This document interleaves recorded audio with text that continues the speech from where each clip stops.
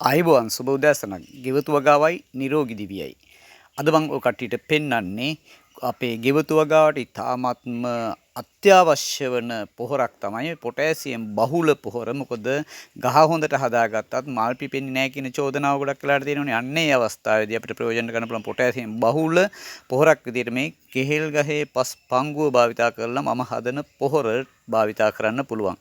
ඔයාලටත් පුළුවන් ඕ කට්ටියගේ ගෙවත්තේ තියෙන කෙසෙල් එලි කෙහෙල් ගහේ කොටස් සියලුම කොටස් එකතු කරලා ඒවා වෙනම තැනක වෙනම එකකයක් විදිහට හදලා අර මල් පිපීගෙන යන කාලෙට යොදා ගන්න පුළුවන් ලස්සන සුපිරිම කොම්පෝස්ට් එකක් හදා ගන්න පුළුවන්. මේ ටික කොහොමත් මාස 8ක් වගේ වෙන කාලයක් සීමාවේදී 6-8 වගේ කාල සීමාවක් යනවා. හොඳට වහලා තියන්න ඕනි. හොඳ පෝරස්සන්නක් ලබා ගැනීම හැකියාව තියෙනවා. මම මේකේ පෝරස්සන නිරන කාලෙට මම ඔකට පෙන්නනම් කොච්චර අග්‍රගණ්‍ය සුපිරි පෝර ටිකක් නිෂ්පාදනය කරගන්න පුළුවන්ද කියලා. ඉතින් ගෙවතු වගාවයි නිරෝගී දිවියයි තුලින් අපිට අපේ ආහාර වලට අවශ්‍ය ටික සකස් කර ගැනීමේදී පොහොර ඉතාමත් වැදගත් වෙනවා. හැබැයි මේ පොහොරට කඩදාසි කෑල්ලක්වත් එකතු වෙන්නත් බෑ. කිසිම රසායනික ද්‍රව්‍යයක් එකතු නොකර තමයි මේ පොහොර නිෂ්පාදනය කිරීම කරගන්න ඕනේ.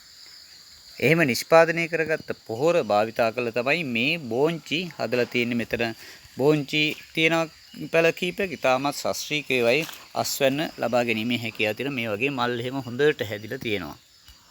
ඒ වගේම අපිට මේ අවස්ථාවේදී ඔකට පෙන්වන්න පුළුවන් මේ මල් වගාවක් එහෙම නෙමෙයි දාස්පෙතිය දාලා තින අර පලිබෝධකින් පළවා හැරීම සඳහා මේ වගේ ලස්සනට ගෙවතු වගාවක් කරනකොට අවශ්‍ය රසායනික පොහොර සම්පූර්ණයෙන්ම ඉවත් කරලා කාබනික වගාවක් දෙනකොට අපිට ගොඩාරියක් අපි ගෙදරදී හදාගන්න පොහොර ටික වැදගත් වෙනවා කඩේ මිලදී ගන්න පොහොර වලට වඩා. එහෙනම් ඔබගේ ගෙවත් ශාස්ත්‍රීයව සකස් කරගන්න තමන්ගේ උත්සාහයෙන්ම කාබනික පොහොර ටිකත් සකස් කරගන්න ඕනි.